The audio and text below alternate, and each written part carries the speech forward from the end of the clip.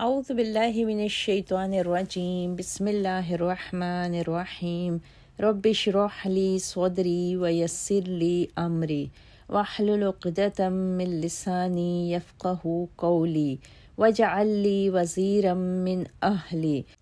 رب زدنا علما اللہم فقہنا فی الدین رب یسر ولا تعسر وتمم بالخیر وبک نستعین آمین یا رب العالمین۔ السلام علیکم ورحمۃ اللہ وبرکاتہ۔ کیسی ہیں آپ سب ساتھی؟ اللہ تعالیٰ آپ سب کو اپنی خیر و امان میں رکھے اور تمام بیماروں کو شفائے کاملہ عاجلہ عطا فرمائے۔ ہم سب کے گھروں میں اللہ تعالیٰ سکون و اطمینان قائم رکھے اور اللہ تعالیٰ امت مسلمہ پر اپنا خاص رحم و کرم کرے۔ اللہم آمین۔ عزیز ساتھیوں، ہم نے پچھلے لیکچر کو جہاں پہ مکمل کیا تھا تو وہاں پر قیامت سے متعلقہ آیات تھیں کہ قیامت جب واقع ہوگی تب ایک لمحے میں بھی انسان کو پتہ نہیں چلے گا، اور انسان اگر خرید و فروخت بھی کر رہا ہے تو ابھی وہ اپنی خرید و فروخت مکمل نہیں کر پائے گا۔ اگر وہ کچھ کھا پی رہا ہے تو اپنا کھانا بھی اپنے منہ میں ڈال نہ سکے گا کہ قیامت واقع ہو جائے گی۔ آج کے ہمارے اس آنے والی آیات میں اللہ تعالیٰ نے دوبارہ سے اپنی عظیم نعمتوں کا ذکر کیا ہے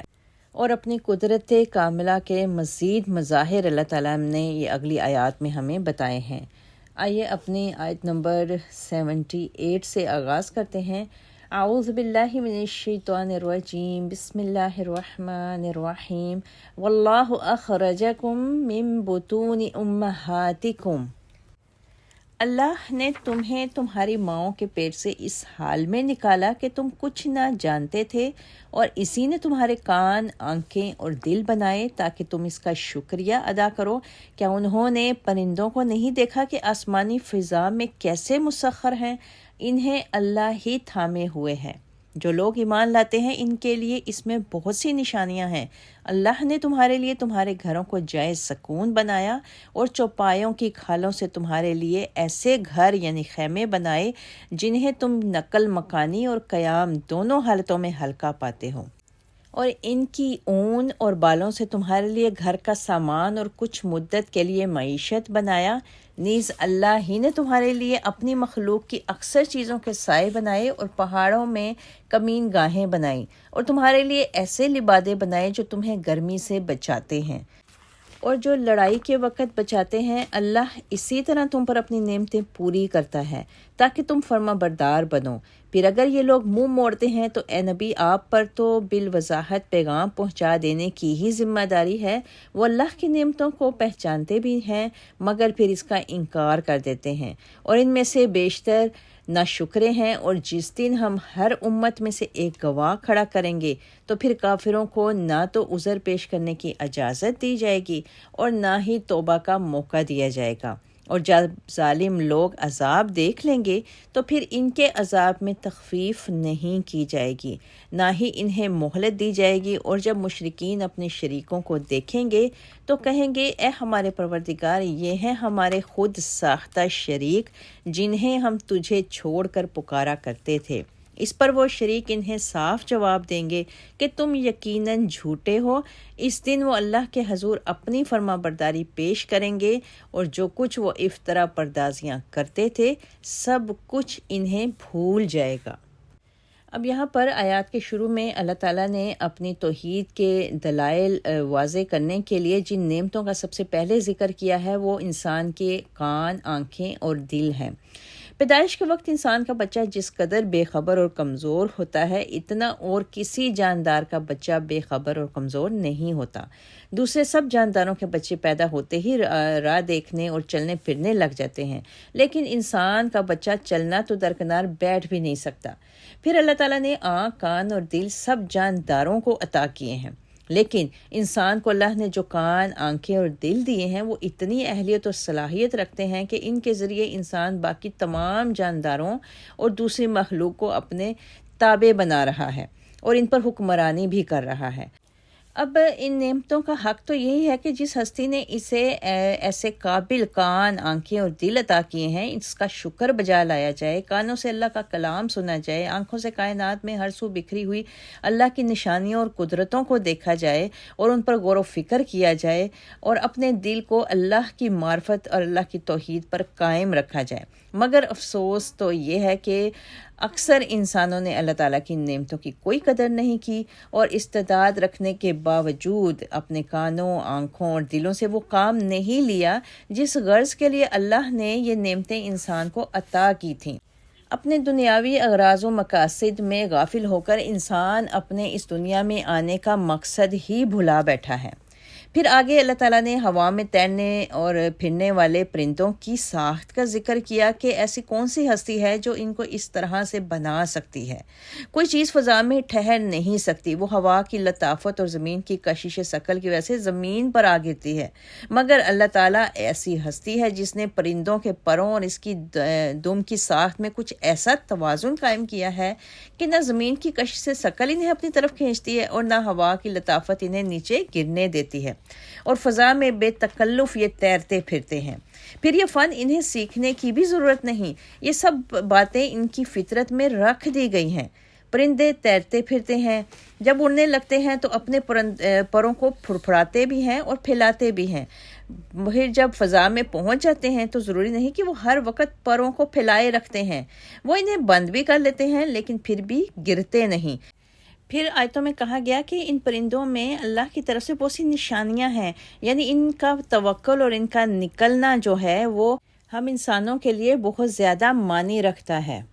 حالانکہ ہر جاندار کا رزق اللہ کے ذمہ ہے، اس لحاظ سے پرندے انسان سے بدرجہ بہتر ہیں۔ سیدنا عمر رضی اللہ تعالیٰ عنہ کہتے ہیں کہ رسول اللہ صلی اللہ علیہ وسلم نے فرمایا کہ اگر تم اللہ پر ایسا توکل کرتے جیسا کرنے کا حق ہے تو تم کو بھی اسی طرح رزق دیا جاتا جس طرح پرندوں کو دیا جاتا ہے۔ وہ صبح کو خالی پیٹ جاتے ہیں اور شام کو پیٹ بھر کر واپس آتے ہیں۔ پھر آگے آیات میں اللہ کی ان نعمتوں کا ذکر کیا گیا جو انسان کو خارجی اثرات مثلاً دھوپ، گرمی، سردی، بارش وغیرہ سے محفوظ رکھتی ہیں، اور اس میں سب سے پہلے خود انسان کا اپنا گھر بھی ہے۔ پھر اس کے علاوہ سایوں کا ذکر کیا گیا کہ جہاں انسان دھوپ سے پناہ لے سکتا ہے، پھر پہاڑوں کی کمین گاہوں کا جو انسان کو ایک قدرتی گھر کا کام دیتی ہیں۔ ان کا مزید فائدہ یہ بھی ہے کہ ان میں انسان اپنے دشمنوں سے بھی پناہ لے سکتا ہے۔ انسان کو سردی سے بچنے کے لیے بھی لباس کی ایسی ہی ضرورت ہوتی ہے جیسے گرمی سے بچنے کے لیے، اور جو لباس گرمی سے بچاتا ہے وہ سردی سے بھی بچاتا ہے۔ اور یہاں جو بالخصوص گرمی سے بچانے کا ذکر آیا آیات میں تو اس لیے کہ اہل عرب سردی کے موسم سے ناشنا تھے، وہاں عموماً موسم گرما ہی رہتا ہے، بالخصوص مکہ میں جہاں یہ صورت نازل ہوئی ٹھنڈا موسم ہوتا ہی نہیں، وہاں فرق صرف یہ ہوتا ہے کہ کبھی کم گرمی کا موسم ہوتا ہے اور کبھی شدید گرمی کا۔ پھر آیات میں اللہ تعالیٰ نے پیارے نبی صلی اللہ علیہ وسلم کو تنبیہ کی کہ بار بار اللہ تعالیٰ کی نعمتیں یاد دلاتے رہنے کے باوجود بھی اگر یہ لوگ اس طرف متوجہ نہیں ہوتے تو آپ اپنا کام کرتے جائیے، آپ کی ذمہ داری صرف اللہ کا پیغام پہنچا دینا ہے۔ اور حقیقت حال یہ ہے کہ یہ لوگ اللہ تعالیٰ کے انعامات کو دیکھتے بھی تھے اور سمجھتے بھی تھے، مگر جب شکر گزاری اور اظہار اطاعت کا وقت آتا تھا تو سب کچھ بھول جاتے تھے، گویا دل سے سمجھتے تو تھے لیکن عمل سے انکار کر دیتے تھے، اور یہی حال آج کے مسلمانوں کا بھی ہے۔ پھر آیات کے آخر میں قیامت کا ایک اور منظر بتایا گیا۔ آیات میں مشرکوں کو ایک دوسرے کے خلاف ان کی گفتگو کا پورا حال بتایا کہ جب اللہ تعالیٰ کی عدالت قائم ہوگی تو ہر امت اور ہر فرقے سے ایک گواہ سامنے لایا جائے گا۔ ہر امت میں سے گواہ اس امت کا نبی ہوگا یا پھر وہ نیک بندہ جس نے اللہ کا پیغام پوری وضاحت کے ساتھ لوگوں کو پہنچا دیا ہو۔ گواہوں کی یہ گواہی کافروں پر تمام حجت کے لیے کافی ہوگی اور مفصل بھی ہوگی، یعنی وہ گواہ یہ گواہی دے گا کہ فلاں فلاں لوگوں نے میری بات تسلیم کر لی تھی اور فلاں فلاں لوگ اکڑ گئے تھے۔ پھر آگے عقائد کے متعلق اللہ تعالیٰ نے آیتوں میں فرمایا کہ جو حاجت روا اور مشکل کشا جس کو یہ لوگ سمجھتے ہیں، قیامت کے دن یہ سب ان کی طرف سے بے خبر ہو جائیں گے اور ان کی طرف سے مکمل طور پر انکار کر دیں گے کہ ہم نے انہیں کسی بھی طریقے سے خود سے اپنے آپ سے مانگنے اور اپنے آپ کو حاجت روا کہنے کے لیے نہیں کہا تھا۔ تو یہ بتایا گیا کہ یہ سارے کے سارے عقیدے سراسر جھوٹ اور باطل پر مبنی ہیں، اور یہ لوگ اس وقت یہ بھی دیکھ لیں گے کہ ان کی وہ بزرگ ہستیاں بھی اللہ کے حضور عاجز اور ناتواں بندوں کی طرح کھڑی ہوں گی، تو سستی نجات کے جو افسانے انہوں نے دنیا میں تراش رکھے تھے وہ سب کچھ اس وقت ان کو بھول جائیں گے۔ آیت 88، الذین کفروا وصدوا عن سبیل اللہ، یہ وہ لوگ ہوں گے جنہوں نے کفر کیا اور اللہ کی راہ سے روکتے رہے، ہم ان کے عذاب پر مزید عذاب کا اضافہ کرتے جائیں گے، اس لیے کہ وہ فساد مچایا کرتے تھے، اور جس دن ہم ہر امت میں سے انہی میں سے ایک گواہ کھڑا کریں گے اور ان پر ہم آپ صلی اللہ علیہ وسلم کو گواہ لائیں گے، اور ہم نے آپ پر ایسی کتاب نازل کی ہے جس میں ہر چیز کی وضاحت موجود ہے، اور اس میں مسلمانوں کے لیے ہدایت، رحمت اور خوشخبری ہے۔ اللہ تعالیٰ تمہیں عدل، احسان اور قرابت داروں کو امداد دینے کا حکم دیتا ہے، اور بے حیائی، برے کام اور سرکشی سے منع کرتا ہے۔ وہ تمہیں اس لیے نصیحت کرتا ہے کہ تم اسے قبول کرو اور یاد رکھو، اور اگر تم نے اللہ سے کوئی عہد کیا ہو تو اسے پورا کرو، اور اپنی قسموں کو پکا کرنے کے بعد مت توڑو، جبکہ تم اپنے قول و قرار پر اللہ کو ضامن بنا چکے ہو۔ جو تم کرتے ہو اللہ اسے خوب جانتا ہے، اور اس عورت کی طرح نہ ہونا جس نے بڑی محنت سے سود کاٹا پھر خود ہی اسے ٹکڑے ٹکڑے کر ڈالا۔ تم اپنی قسموں کو باہمی معاملات میں مکر و فریب کا ذریعہ بناتے ہو کہ ایک جماعت تو دوسری سے ناجائز فائدہ حاصل کرے۔ اللہ تو ان قسموں اور معاہدوں کے ذریعے تمہاری آزمائش کرتا ہے، اور قیامت کے دن تم پر یقیناً اس بات کی وضاحت کر دے گا جس سے تم اختلاف کیا کرتے تھے، اور اگر اللہ چاہتا تو تمہیں ایک ہی امت بنا دیتا، لیکن وہ جسے چاہتا ہے گمراہ کرتا ہے اور جسے چاہتا ہے ہدایت دیتا ہے، اور جو کچھ تم کرتے رہے اس سے متعلق ضرور تمہاری باز پرس ہوگی۔ نیز تم اپنی قسموں کو باہمی معاملات میں دھوکہ دینے کا ذریعہ نہ بناؤ، ورنہ تمہارے قدم جم جانے کے بعد پھر سے اکھڑ جائیں گے، اور عہد شکنی کی وجہ سے تم اللہ کی راہ سے روکتے رہے، اس کی پاداش میں تمہیں برا نتیجہ بھگتنا ہوگا، اور آخرت میں تمہارے لیے بہت بڑا عذاب ہوگا۔ اللہ سے کیے ہوئے وہ عہد کو تھوڑی سی قیمت کے عوض مت بیچو، کیونکہ جو کچھ اجر اللہ کے پاس ہے وہ تمہارے لیے بہتر ہے۔ اگر تم جانو جو کچھ تمہارے پاس ہے وہ سب ختم ہو جائے گا، اور جو کچھ اللہ کے پاس ہے وہ باقی رہنے والا ہے۔ اب یہاں پر آیات کے شروع میں ہی قرآن کریم کے 3 فائدے بتائے گئے ہیں۔ قرآن کریم مسلمانوں کے لیے ہدایت اور رحمت اس لحاظ سے بتایا گیا ہے کہ اس میں زندگی کے ہر شعبے کے متعلق تفصیلی احکام و ہدایات موجود ہیں، اور ان ہدایات و احکامات پر عمل پیرا ہونے سے انسان کی دنیاوی زندگی بھی قلبی سکون و اطمینان سے بسر ہوتی ہے، اور آخرت کی زندگی بھی سنور جاتی ہے۔ اور خوشخبری اس لحاظ سے بتایا گیا قرآن کو کہ فرما بردار بندوں کو شاندار مستقبل اور جنت کی دائمی اور لازوال نعمتوں کی بشارت دیتا ہے۔ اس لحاظ سے یہ قرآن انسان کے لیے ہدایت، رحمت اور خوشخبری ہے۔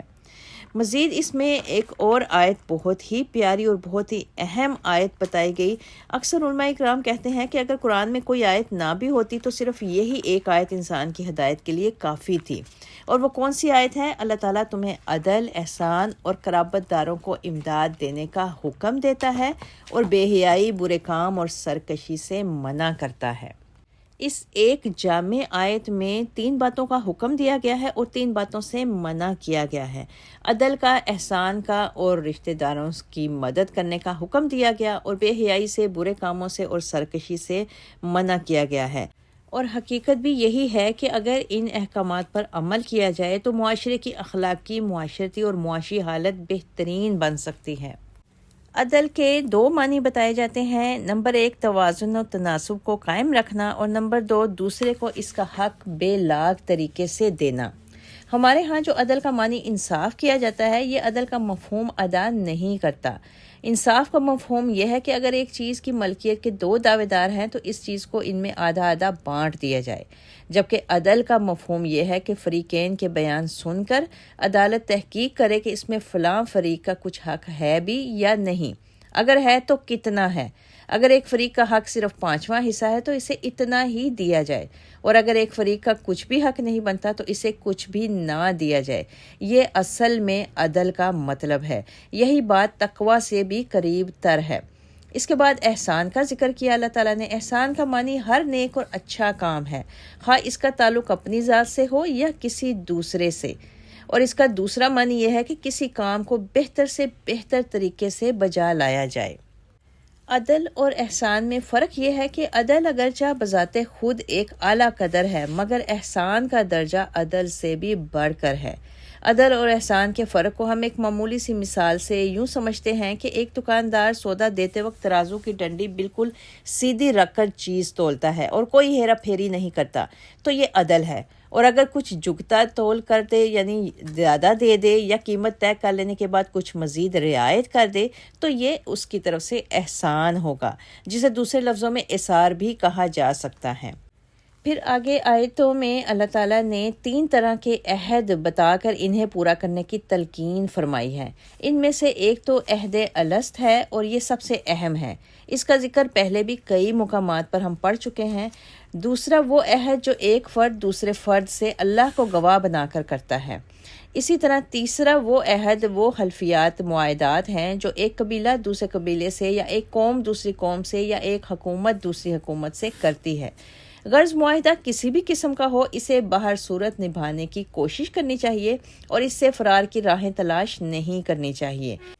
پھر مزید آیات میں معاہدوں کو توڑنے سے منع بھی کیا گیا، اور ایک مثال بھی اللہ تعالیٰ نے دی۔ مکہ میں ایک دیوانی عورت رہتی تھی جس کا نام خرقہ تھا، یعنی توڑ پھوڑ دینے والی۔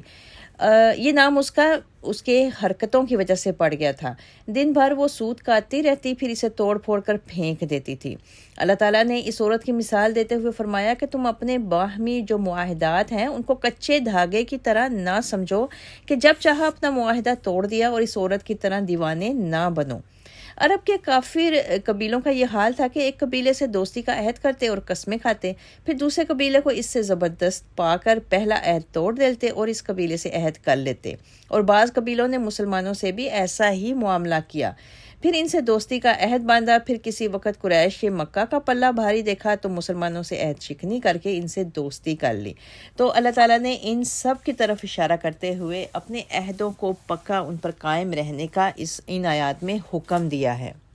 نیز یہ بھی کہا گیا آیتوں میں کہ دنیاوی اور دینی مفادات سے بے نیاز ہو کر اپنے عہد کو نبھانا چاہیے۔ پھر آگے آیتوں میں یہ کہا گیا کہ دین کی حمایت کے لیے غلط ذرائع استعمال کرنے کے کیا نقصانات ہیں، اور ان کی ممانعت بھی آیتوں میں بتائی گئی۔ یہ کوئی پسندیدہ بات نہیں کہ تم اپنے دینی مفاد کے لیے عہد شکنی یا دوسرے ناجائز ذرائع استعمال کرنے لگو۔ ایک پاکیزہ اور صاف ستھرے دین میں لوگوں کو لانے اور دعوت دینے کے طریقے بھی پاکیزہ ہونے چاہیے۔ اگر محض لوگوں کو ہدایت دینا ہی مقصود ہوتا تو اللہ یہ کام خود بھی کر سکتا تھا، مگر اس نے لوگوں کو قوت ارادہ و اختیار دے رکھا ہے تاکہ اس کا آزادانہ استعمال کریں۔ پھر جو شخص اپنے ارادے سے غلط راستہ اختیار کرتا ہے تو اللہ اس کے لیے اسباب بھی ویسے ہی بنا دیتا ہے، اور سیدھی راہ پر چلنا چاہے تو اسے ویسی ہی توفیق بھی اللہ تعالیٰ عطا کر دیتا ہے۔ آیت 96 وَلَنَجْزِيَنَّ الَّذِينَ صَبَرُوا، اور ہم صبر کرنے والوں کو ان کے اچھے اعمال کے مطابق ضرور ان کا اجر عطا کریں گے۔ جو شخص بھی نیک عمل کرے، خواہ مرد ہو یا عورت، بشرطے کہ وہ مومن ہو، تو ہم اسے پاکیزہ زندگی بسر کرائیں گے، اور آخرت میں ان کے بہترین اعمال کے مطابق انہیں ان کا اجر عطا کریں گے۔ پھر جب آپ قرآن پڑھنے لگے تو شیطان مردود سے اللہ کی پناہ مانگ لیا کریں۔ اس کا ان لوگوں پر کوئی بس نہیں چلتا جو ایمان لائے اور اپنے پروردگار پر بھروسہ کرتے رہیں۔ اس کا بس تو صرف ان لوگوں پر چلتا ہے جو اسے اپنا سرپرست بناتے ہیں، اور ایسے ہی لوگ اللہ کے شریک بناتے ہیں۔ اب یہاں پر ان آیات میں صبر کرنے والوں کی خصوصیات بتائی گئیں کہ صبر کرنے والوں سے مراد وہ لوگ ہیں جو دنیاوی مفادات کی خاطر اسلام کی اعلیٰ اقدار اور اصولوں کو قربان نہیں کرتے، بلکہ اصولوں کی خاطر دنیاوی مفادات کو قربان کر دیتے ہیں۔ اور دنیا کا مال و دولت جتنا بھی ہو اور دنیاوی مفادات جتنے بھی ہوں وہ کم ہی ہیں، کیونکہ وہ سب ختم اور فنا ہونے والے ہیں، مگر اصولوں کی خاطر دنیاوی مفادات کو ٹھکرا ٹھہرا دینے سے جو آخرت میں اجر ملے گا وہ بہت بہتر، پائیدار اور ابدی ہوگا۔ پھر آگے آیت میں تلاوت سے پہلے تعوذ پڑھنے کی اہمیت بتائی گئی، اور قرآن کی تلاوت کے آداب میں سے سب سے پہلا یہ ادب ہے کہ تلاوت شروع کرنے سے پہلے اعوذ باللہ من الشیطان الرجیم پڑھ لیا جائے، یعنی کہ اللہ تعالیٰ سے شیطان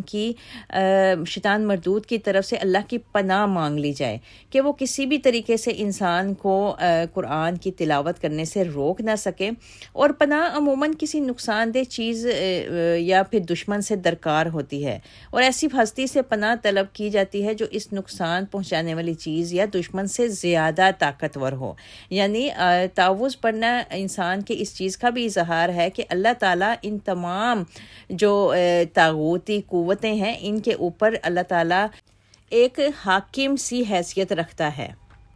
آیت 101 وَإِذَا بَدَّلْنَا آیَةً، اور جب ہم ایک آیت کے بجائے دوسری آیت تبدیل کر کے نازل کرتے ہیں، اور اللہ جو کچھ نازل فرماتا ہے اس کی مصلحت کو خوب جانتا ہے، تو یہ لوگ کہنے لگتے ہیں کہ تم تو اپنے پاس سے بنا لائے ہو، حالانکہ ان میں اکثر لوگ حقیقت حال کو نہیں جانتے۔ آپ ان سے کہیے کہ اس قرآن کو روح القدس نے آپ کے پروردگار کی طرف سے حق کے ساتھ بتدریج نازل کیا ہے تاکہ ایمان لانے والوں کے ایمان کو مضبوط بنا دے، اور مسلمانوں کے لیے ہدایت اور بشارت ہے۔ ہم خوب جانتے ہیں کہ کافر یہ کہتے ہیں کہ کوئی انسان ہے جو اس نبی کو یہ قرآن سکھا جاتا ہے، حالانکہ جس شخص کی طرف یہ بات منسوب کرتے ہیں وہ اجمی ہے، اور یہ قرآن سلیس عربی زبان ہے۔ بلا شبہ جو لوگ اللہ کی آیات پر ایمان نہیں لاتے انہیں وہ کبھی راہ نہیں دکھاتا، اور ان کے لیے دردناک عذاب ہے۔ جھوٹ تو صرف وہ لوگ افترا کرتے ہیں جو اللہ کی آیات پر ایمان نہیں لاتے،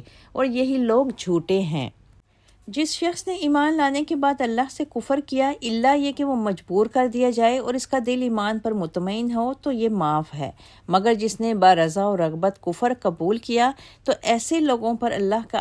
غضب ہے، اور انہی کے لیے بہت بڑا عذاب ہے۔ یہ اس لیے کہ انہوں نے آخرت کے مقابلہ میں دنیا کی زندگی کو پسند کیا، اور اللہ کفر کرنے والوں کو سیدھی راہ نہیں دکھاتا۔ یہی لوگ ہیں جن کے دلوں، کانوں اور آنکھوں پر اللہ نے مہر لگا دی ہے، اور یہی لوگ غفلت میں پڑے ہوئے ہیں۔ یقیناً یہی لوگ آخرت میں نقصان اٹھانے والے ہیں۔ پھر جن لوگوں نے مصائب اٹھانے کے بعد ہجرت کی، پھر جہاد کیا اور صبر کرتے رہے، تو آپ کا پروردگار بلا شبہ ان آزمائشوں کے بعد انہیں معاف کر دینے والا اور رحم کرنے والا ہے۔ جس دن ہر شخص اپنی بابت ہی جھگڑا کرتا ہوا آئے گا، اور ہر ایک کو ان کے اعمال کا پورا پورا بدلہ دیا جائے گا، اور ان پر کچھ ظلم نہ ہوگا۔ اب یہاں پر آیات کے شروع میں جو تبدیلی آیات کے متعلق اللہ تعالیٰ نے بات کی ہے، تو اس سے مراد یہ بھی ہو سکتی ہے کہ قرآن میں اقوام و انبیاء جو سابقہ ہیں ان کے مختلف حالات و واقعات کہیں تفصیل سے بتائے گئے ہیں اور کہیں سرسری طور پر۔ یہی صورتحال احکامات کی بھی ہے، جن میں بتدریج وقت اور حالات کا لحاظ رکھا گیا ہے۔ اللہ تعالیٰ چونکہ ہر طرح کے حالات سے باخبر ہے، لہٰذا اس کی حکمت کا تقاضا یہی ہے کہ حالات کے تقاضوں کے مطابق احکامات نازل کرے اور اس میں تبدیلی بھی فرمائے۔ اور اس کی مثال ایسی ہی ہے جیسے حکیم ایک مریض کے لیے پہلے کوئی اور دوا تجویز کرتا ہے، پھر مرض کی کیفیت کو دیکھتے ہوئے اس دوا کو تبدیل کر دیتا ہے۔ اب یہ کافی لوگ جو تھے وہ ایسی تبدیلیوں کی وجہ سے ہی کہتے تھے کہ یہ کلام اللہ کا نہیں ہے۔ اللہ تو پہلے ہی ہر بات سے باخبر ہے۔ اس کے احکام میں تبدیلی یا ایک سوال کے مختلف جوابات کیوں ہوتے ہیں؟ ہو نہ ہو یہ کلام اس نبی نے خود سے گھڑ لیا ہے۔ لہٰذا ان چیز کی طرف اشارہ کرتے ہوئے اللہ تعالیٰ نے بتایا کہ اللہ تعالیٰ جو بھی نازل کرتا ہے اسے ہر بات کا علم ہوتا ہے، اور اس کی مرضی کے مطابق جو بھی تبدیلی آتی ہے وہ قرآن میں لائی جاتی ہے۔ اور پھر ساتھ یہ بھی بتایا گیا کہ ہر قسم کی تبدیلی جو بھی لائی گئی وہ روح القدس کی طرف سے کے ذریعے اللہ تعالیٰ نے بتائی۔ روح القدس سے مراد حضرت جبرائیل علیہ السلام ہیں، جو ہر طرح کی بشری کمزوریوں سے پاک ہیں، اور یہ بھی ان کی خاص خصوصیات ہیں کہ نہ وہ خائن ہیں، نہ کذاب ہیں، اور نہ مفتری، یعنی نہ وہ اللہ کے کلام نازل کردہ کلام میں سے کچھ حذف کرتے ہیں اور نہ ہی اس میں کچھ اضافہ کر سکتے ہیں، نہ ترمیم و تنصیب تنسیخ کر سکتے ہیں، بلکہ اللہ کا کلام جوں کا توں نبی کے دل پر نازل کرنا ان کا کام ہے۔ ہر قسم کی تبدیلی اللہ کی طرف سے ہوتی تھی۔ پھر آگے آیتوں میں اس بات کا بھی جواب دیا گیا جو وہ کفار آپ صلی اللہ علیہ وسلم کے متعلق کرتے تھے۔ وہ کہتے تھے کہ یہ نبی اجمی غلاموں سے جا کے پچھلی قوموں کے حالات جان لیتے ہیں اور ان سے قرآن سیکھتا ہے۔ دراصل جب پیارے نبی صلی اللہ علیہ وسلم کسی اجمی غلاموں کے پاس جا کے انہیں اسلام کی دعوت دیتے تھے تو اس وقت یہ کفار اس بات کو مشہور کر دیتے تھے کہ یہ ان کے پاس جا کے پچھلے انبیاء کے قصے اور کہانیاں سنتا ہے، حالانکہ وہ اجمی خود بھی عربی صحیح طرح سے بول نہیں سکتا تھا اور چند ٹوٹے پھوٹے جملوں سے وہ لوگ کام چلاتے تھے۔ تو اللہ تعالیٰ نے ان کے اعتراض کا جواب یہ دیا آیتوں میں کہ قرآن کی زبان تو اس قدر فصیح و بلیغ ہے کہ اس کی نظیر لانے سے تم عربی لوگ اپنی فصاحت و بلاغت پر فخر کرنے کے باوجود قاصر ہو، تو بھلا ایک اجمی شخص یہ کلام کیسے سکھا سکتا ہے؟ پھر آگے آیتوں میں اضطراری حالت میں کلمہ کفر کہنے کی اللہ تعالیٰ کی طرف سے رخصت دی گئی، یعنی اگر کوئی مسلمان مصیبتوں اور سختیوں سے گھبرا کر یا جان کے خطرے کی وجہ سے کسی وقت منہ سے کوئی کفر یا کلمہ کہہ دے، بشرطے کہ اس کا دل ایمان پر بدستور قائم ہو، تو اس بات کی اس کو رخصت ہے، ورنہ اصل حکم یا عزیمت یہی ہے کہ اس وقت بھی اس کے پائے استقلال میں کوئی کسی قسم کی لغزش نہ آنے پائے اور وہ اس رخصت سے فائدہ نہ اٹھائے۔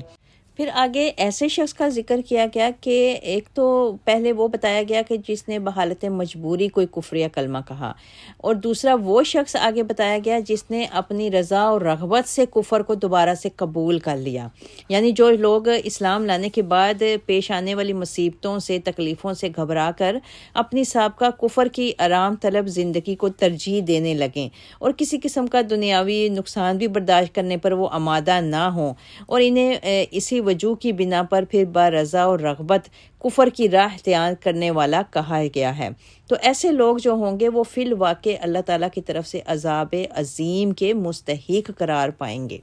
اور پھر آگے ان لوگوں کا ذکر کیا گیا جنہوں نے ہر قسم کی مصیبت، تکلیف اور آزمائش پر صبر کیا اور اللہ کی خاطر پھر انہوں نے ہجرت بھی کی اور جہاد بھی کیا۔ اس آیت میں خاص طور پر ان مظلوم مسلمانوں کا ذکر کیا گیا جن پر قریش مکہ نے عرصہ حیات تنگ کر رکھا تھا اور جو بالآخر حبشہ کی طرف ہجرت کرنے پر مجبور ہو گئے۔ یہ ہجرت 4 یا 5 نبوی میں ہوئی تھی اور تقریباً 80 صحابہ اپنا گھر بار، رشتہ دار، جان و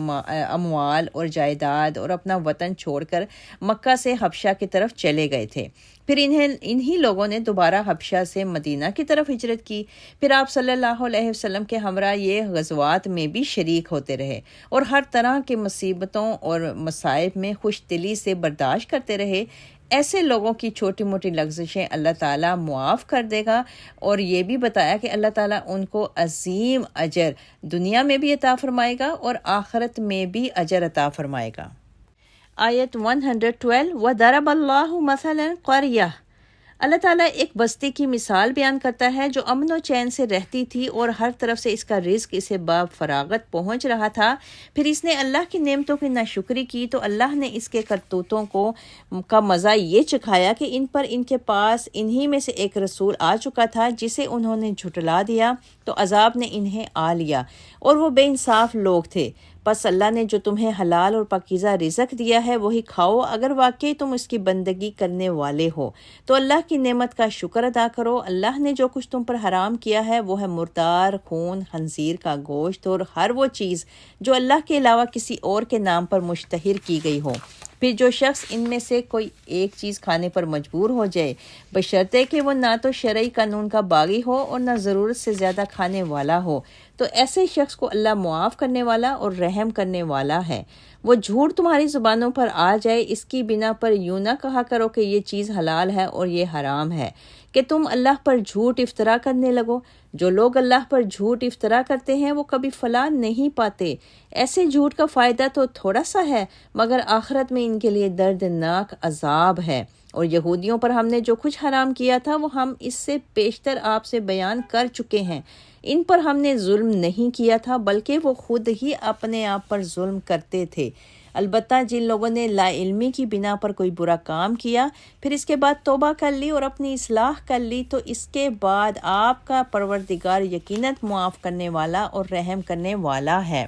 بلا شبہ ابراہیم اپنی ذات میں ایک امت تھے، اللہ کے فرما بردار اور یکسو رہنے والے تھے۔ وہ ہرگز مشرک نہ تھے، وہ اللہ کی نعمتوں کے شکر گزار تھے۔ اللہ نے انہیں منتخب کر لیا اور سیدھی راہ دکھا دی۔ ہم نے انہیں دنیا میں بھی بھلائی عطا کی اور آخرت میں تو وہ یقیناً صالحین میں سے ہوں گے۔ پھر ہم نے آپ کی طرف وحی کی کہ یکسو رہنے والے ابراہیم کی ملت کی اتباع کرو، اور وہ مشرک نہ تھے۔ اور رہا سبت ہفتہ کا قصہ، تو وہ صرف ان لوگوں پر مسلط کیا گیا جنہوں نے اس بارے میں اختلاف کیا تھا۔ آپ کا پروردگار قیامت کے دن یقیناً ان باتوں کا فیصلہ کر دے گا جن میں یہ اختلاف کیا کرتے تھے۔ اے نبی صلی اللہ علیہ وسلم، آپ لوگوں کو اپنے پروردگار کے راستہ کی طرف حکمت اور عمدہ نصیحت کے ساتھ دعوت دیجیے، اور ان سے ایسے طریقے سے مباحثہ کیجیے جو بہترین ہو۔ بلا شبہ آپ کا پروردگار اس سے بھی خوب جانتا ہے جو اس کی راہ سے بھٹک چکا ہے، اور وہ راہ راست پر چلنے والوں کو بھی خوب جانتا ہے۔ اور اگر تمہیں بدلہ لینا ہو تو اتنا ہی بدلہ لو جتنی تم پر زیادتی ہوئی، اور اگر برداشت کر جاؤ تو صبر کرنے والوں کے لیے یہی بات بہتر ہے۔ آپ صبر کیجئے، اور آپ کا صبر اللہ ہی کی توفیق سے ہے، اور ان لوگوں کے متعلق رنجیدہ نہ ہوں اور نہ ان کی چال بازیوں پر تنگی محسوس کریں۔ بلا شبہ اللہ ان لوگوں کے ساتھ ہے جو اس سے ڈرتے ہیں اور جو اچھے کام کرتے ہیں۔ اب یہاں پر آیات کے شروع میں دوبارہ سے ان 4 چیزوں کا ذکر کیا گیا جو ہم نے سورہ بقرہ اور سورہ مائدہ میں بھی پڑھیں، کہ 4 چیزیں اللہ تعالیٰ نے حرام قرار دی ہیں: مردار، خون اور خنزیر کا گوشت، اور ہر وہ چیز جس پر اللہ کا نام نہ لیا گیا ہو، یعنی اس کو ذبح کرتے وقت اللہ کا نام نہ لیا جائے۔ یہ 4 چیزیں بتائی گئیں کہ یہ 4 چیزیں مکمل طور پر حرام ہیں۔ پھر توبہ کی قبولیت کی شرائط کا ذکر کیا گیا ہے، جو کہ ہم نے پہلے بھی سورہ بقرہ میں پڑھا ہے۔ مختصر یہ کہ انسان نے جو گناہ کیا ہو وہ بھول کر یا لا علمی کی بنا پر کیا ہو۔ دوسرے یہ کہ جب اسے گناہ کا احساس ہو تو وہ فوراً اللہ کے حضور توبہ کر لے، پھر اس گناہ کے آئندہ کبھی بھی نہ کرنے کا عہد بھی کرے، اور اس کے ساتھ ہی ساتھ اگر اس جرم میں کسی کا حق غصب کیا ہو تو اس سے معاف کرائے یا اسے کسی نہ کسی طریقے سے ادائیگی کرے، تو پھر امید واسق ہے کہ اللہ اس کا یہ گناہ معاف کر دے گا اور اس کی توبہ کو بھی قبول فرما لے گا۔ پھر آگے آیتوں میں سیدنا ابراہیم علیہ السلام کی صفات بتائی گئیں، اور مشرکین کے جو افعال تھے، ان کے جو کام تھے وہ بتائے گئے، اور یہ بھی بتایا گیا کہ سیدنا ابراہیم علیہ السلام کو اللہ نے نبوت عطا فرمائی اور پاکیزہ رزق بھی دیا، تو انہوں نے فرما برداری کا حق ادا کر کے اللہ کا شکر بھی ادا کیا۔ پھر آگے سبت کے قانون یعنی ہفتے کے دن کے قصے کی اللہ تعالیٰ نے ذکر کیا کہ حضرت موسیٰ کی قوم پر ہفتے کے دن اللہ تعالیٰ کی عبادت کرنے کے لیے حکم نازل کیا گیا تھا، لیکن انہوں نے اس حکم کی خلاف ورزی کی، تو اللہ تعالیٰ نے ان آیاتوں میں بتایا کہ ان کی اس حکم عدولی کا بھی اللہ تعالیٰ قیامت کے دن ان سے حساب کتاب کر لے گا۔ پھر آیتوں کے آخر میں پیارے نبی صلی اللہ علیہ وسلم کو مخاطب کر کے تبلیغ دین کے لیے کچھ ہدایات دی گئیں، اور سب سے پہلی ہدایت یہ دی گئی کہ تبلیغ دین کے لیے، دین کی دعوت دینے کے لیے حکمت کو ملحوظ خاطر رکھا جائے۔ حکمت کا مطلب یہ ہے کہ ایک تو موقع محل دیکھ کر دعوت دی جائے، یعنی اس وقت دعوت دی جائے جب مخاطب کے دل میں سننے کی خواہش ہو اور وہ سننے کو تیار بھی ہو، اور اس کے بعد کہا گیا کہ عمدہ طریقے سے بات کی جائے، یعنی عمدہ نصیحت سے کام لیا جائے۔ جو بات آپ کہیں وہ میٹھے اور دل نشین انداز میں کہیں جو مخاطب کے دل میں اتر جائے۔ پھر عقلی دلیل کے ساتھ اگر محض مباحثہ بھی کرنا پڑے تو اس کو بحث مباحثے میں حصہ لیا جائے، لیکن ہر بات جو ہے وہ دلیل اور عقلی دلیل کے ساتھ پیش کی جائے۔ اور آیتوں کے آخر میں اللہ تعالیٰ نے فرمایا کہ بدلہ لینے میں بھی ہمیشہ انصاف کو ملحوظ خاطر رکھا جائے، اور اگر صبر کیا جائے تو یہ سب سے بہتر ہے۔ واضح رہے کہ یہ صورت اگرچہ مکی ہے، تاہم یہ چند آیات مدینے میں اس وقت نازل ہوئیں جب احد کے میدان میں مسلمانوں کی لاشوں کا مسئلہ کیا گیا اور انصار نے بدلہ لینے کا عہد کیا تھا۔ تو اللہ تعالیٰ نے ان آیات میں اسی واقعے کی طرف اشارہ کرتے ہوئے بتایا کہ دعوت و تبلیغ کی راہ میں اگر تمہیں سختیاں اور تکلیفیں پہنچائی جائیں، پھر تمہیں ان پر کسی وقت قدرت حاصل ہو تو تمہیں ان سے بدلہ لینے کی اجازت ہے، مگر اس بدلے میں زیادتی ہرگز نہیں ہونی چاہیے، اور اگر تم برداشت کر کے درگزر کر دو تو یہ بات بدلہ لینے سے بہت زیادہ بہتر ہے، اور تبلیغ دین کے سلسلے میں درگزر کا نتیجہ تمہارے حق میں بہت بہتر ثابت ہوگا۔ بہرحال اس آیت میں حکم عام ہے جس کا اطلاق ہر ایسے موقع پر ہو سکتا ہے جہاں بھی اس بدلہ لینے کا وقت آئے تو ہمیشہ انصاف کے مطابق ہی بدلہ لیا جائے، اور مخالفین حق کے مظالم و شدائد کو ٹھنڈے دل سے برداشت کیے جانا کوئی آسان کام نہیں۔ بہرحال اللہ ہی اس کی توفیق عطا فرماتا ہے۔ تاہم آپ صلی اللہ علیہ وسلم کو تنبیہ کی گئی کہ آپ ان کی سرگرمیوں سے دل میں گھٹن محسوس نہ کریں، اللہ یقیناً آپ کو صبر کی توفیق دے گا۔